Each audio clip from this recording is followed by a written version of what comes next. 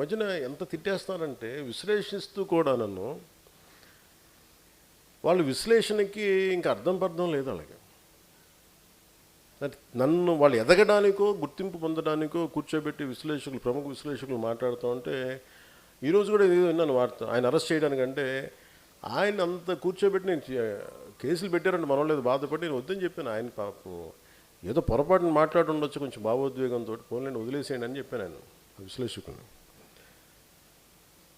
మేము వాళ్ళు ఏమన్నాడు సరే అని చెప్పి ఆయన్ని మటుకు అసలు ఇబ్బంది పెట్టద్దు, ఏదో ఆయన పొరపాటు జరిగి ఉండొచ్చు లేదంటే ఉండొచ్చు అని చెప్పి అసలు ఆయన ఏం చేయకదండి నాకు. ఎందుకంటే ఆయన మీరు చూడండి, నాకు ఆయన అంటే ఎంత ఇష్టమో. ఒక మాట పిలిస్తే మీరు తిట్టే వ్యక్తికి మిమ్మల్ని విమర్శించే వ్యక్తి పెళ్ళికి మీరు వెళ్తారా? వెళ్ళరు కదా, నేను వెళ్తాను. మరి ఇప్పుడు ఉదాహరణకి వైసీపీలో ఉన్న అంబటి గారి ఇంట్లో పెళ్ళికి నేను వెళ్ళాను, వాళ్ళ అమ్మాయి పెళ్ళికి ఎప్పుడు వెళ్ళాను గుంటూరులో. అలాగే అంటే నాకేముంటుందంటే మనం ఒక పెళ్ళికో లేదంటే కొన్ని పనులకో మనం పబ్లిక్ కర్టసీ కోసం కొన్నిసార్లు మన గౌరవప్రదంగా వెళ్ళాలి, మన తిట్టిన వాళ్ళని కూడా వెళ్ళాలి. నా సంస్కారం అంత ఉండదు. సో అందుకే నేను చెప్పాను, మీరు కూర్చోబెట్టేది మాట్లాడుతున్న పోలీసు వెళ్ళారు తెలంగాణ అంటే అస్సలు పాపము ఆయన అంటే నాకు ఇష్టం ఏదో పొరపాటున ఏదో అనేసరి కానీ వదిలేసారని చెప్పి అసలు మీరు అలాంటి ప్రస్తావన తీసుకురాకండి, మా వాళ్ళకి బాధ్యత అని చెప్పుకుంటారని చెప్పి వెంటనే అది ఉపసంహరించుకోమని కూడా చెప్పాను. కాకపోతే అలా అని చెప్పి కొన్ని వెబ్సైట్స్ కానీ కొంతమంది వ్యక్తులు పదే దాడి చేస్తుంటారు, వాళ్ళ మీద ఖచ్చితంగా యాక్షన్స్ ఉంటాయి. విశ్లేషకులు లాంటి వాళ్ళు, సీనియర్ విశ్లేషకులు లాంటి ఒక పొరపాటు ఒక తప్పు సరే, కానీ మిగతా వాళ్ళు చాలా మెథాడికల్గా చేస్తూ ఉన్నారు. That action will be continued. అంటే మీ ఇష్టానికి మీరు మాట్లాడేసి తప్పించుకుందామంటే ఎందుకని చెప్తున్నానంటే, నా దగ్గర పోగొట్టుకోవడానికి ఏం లేదు. నన్ను ఎంత తిట్టారంటే ఇంక మీరు నన్ను తిట్టలేనంత, నన్ను ఎంత బద్నాం చేశారంటే మీరు బద్నాం చేయలేనంత, అసలు మీరు ఎన్ని రకాలుగా నన్ను హింసించారంటే నా క్యారెక్టర్ అసాసినేషన్ మీరు ఎంత ఇదిగా నేను ఎదురు మాట్లాడాలంటే మీరు ఇళ్లలోంచి పారిపోతారు. నా గొంతు అంత బలమైంది, గుర్తుపెట్టుకోండి. నాకు ఎంత లోపల నుంచి ఎంత ఇన్ఫర్మేషన్ ఉంటుందంటే ఒక్కొక్కడి గురించి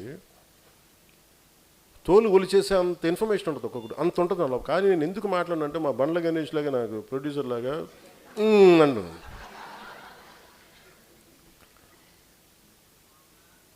అని ఎందుకు చెప్తా అంటే అసలు ఎంతని కూడా పెట్టుకుంటూ వదిలేదు. కానీ నాకు ఇప్పుడు ఏమనిపించిందంటే, as we are building an organisation, very committed discipline organisation, మన ఫైట్ కూడా స్ట్రక్చర్డ్గా ఉండాలి. మీరు ఇక్కడున్న సాధకులందరూ చెప్తారు, మీరు స్ట్రక్చర్డ్గా ఉండాలి. మీరు ఒక సభకు వచ్చినప్పుడు మీద పడిపోయి కాకుండా యువర్ సాధక్స్, మీ ప్రవర్తన మీ బిహేవియరే is a discipline for the party. మీరే వెన్నెముక పార్టీకి.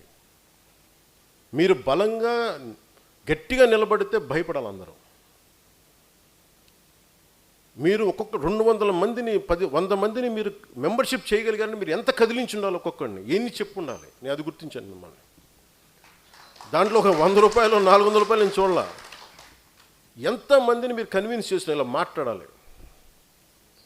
నాదెండ్ల మనోహర్ గారి నియోజకవర్గం తెనాల్లో ఆయన టైలరింగ్ వృత్తి చేస్తారు. ఆయన పేరేంటి సార్? నాగరాజు గారు అంటారు. ఆయన టైలరింగ్ వృత్తి చేస్తా పొద్దునుంచి సాయంత్రం టైలరింగ్ చేసి, సాయంత్రం ఒక 4 గంటలు అందరి ఇళ్ళకి వెళ్ళి పార్టీ సిద్ధాంతాలు చెప్పి మెంబర్షిప్ చేశాను. వాళ్ళు ఎవరు పేర్లు తెలియదు, నాకు తెలుసు వాళ్ళందరి పేర్లు.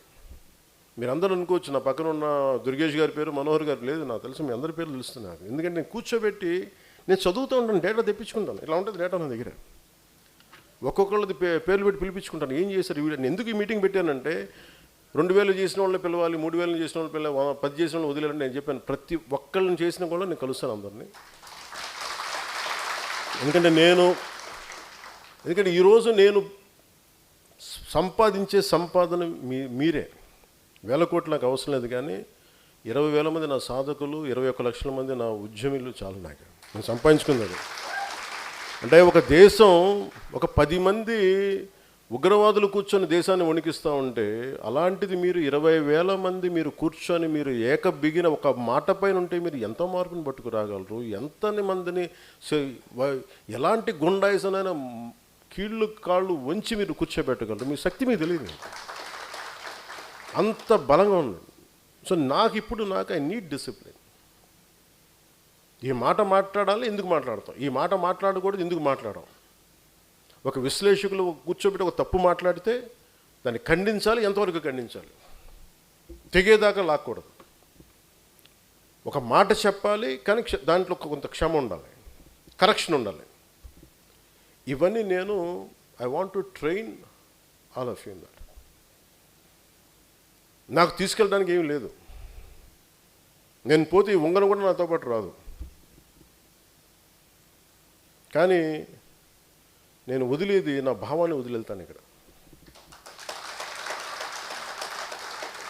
సో నేను కోరుకుంటుంది అలాంటిది. ఎందుకంటే ఏం చేస్తాను ఫైనల్గా, నేను ఈ రోజున కూర్చోబెట్టి ఈ రోజున మాట్లాడుతున్నప్పుడు, గోదావరి నది శుద్ధి గురించి మాట్లాడుతున్నప్పుడు నేను మర్చిపోవచ్చు, వెళ్ళిపోవచ్చు. కానీ మీరు ఇంట్లో బిడ్డలు ఫోన్లు చేస్తాం తల్లులకి, ఆ బిడ్డలు భవిష్యత్తుకు మంచినీళ్ళు అందించాలి, ఒక కలుషితం లేని గాలి అందించాలి.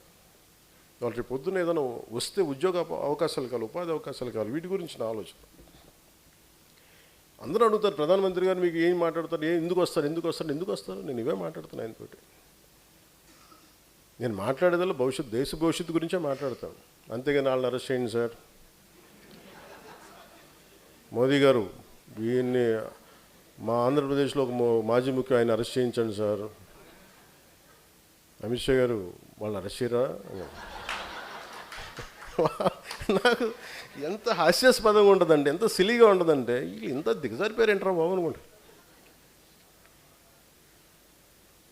ఆ స్థాయి వ్యక్తుల దగ్గరికి వెళ్ళి ఒక ఖగార్ ఆపరేషన్ సమర్థవంతంగా నడిపిన ఒక అమిత్ షా గారి దగ్గరికి వెళ్ళి ఆర్టికల్ 370ని తీసుకెళ్ళి భారతదేశం సంపూర్ణ విలీనం చేసిన వ్యక్తి బెంగాల్లో కూర్చోబెట్టి మాట్లాడితే, ఇది మీరు హిందువుల పార్టీ అంటే కూర్చోబెట్టి ముస్లిం సమాజం కూడా బలంగా ఓట్లేసి అంత నమ్మకం సాధించారు అక్కడ.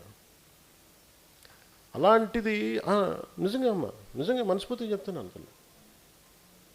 నేను సనాతన ధర్మం అంటే చాలామంది ఏమనుకుంటారంటే, కూర్చోబెట్టి వీడు మూర్ఖమైన హిందూ ముస్లిం బతికినప్పుడు అట్లా ఎందుకు అనుకుంటామా, మిమ్మల్ని మీరు ఎందుకు వచ్చారు, మీరు అర్థం చేసుకున్నందుకు మిగతా వాళ్ళు అర్థం చేసుకుంటే అసలు నన్ను ఆ మాట మాట్లాడతారా హసీనా గారు. నేను ఇలాంటి కూర్చోబెట్టి మాట్లాడే వ్యక్తులతో నేనంటే వెళ్ళి, సార్ ఆయన అరెస్ట్ చేయండి సార్, ఇంత దిగజారుడుగా మాట్లాడతాను. దానికి కథనాలు మళ్ళీ విశ్లేషకులు ఇప్పుడు చెప్పండి, ఇప్పుడు మనం ఏం జరిగి ఉండొచ్చు అంటారు. అది యాక్చువల్గా ఏం జరిగిందంటే అండి,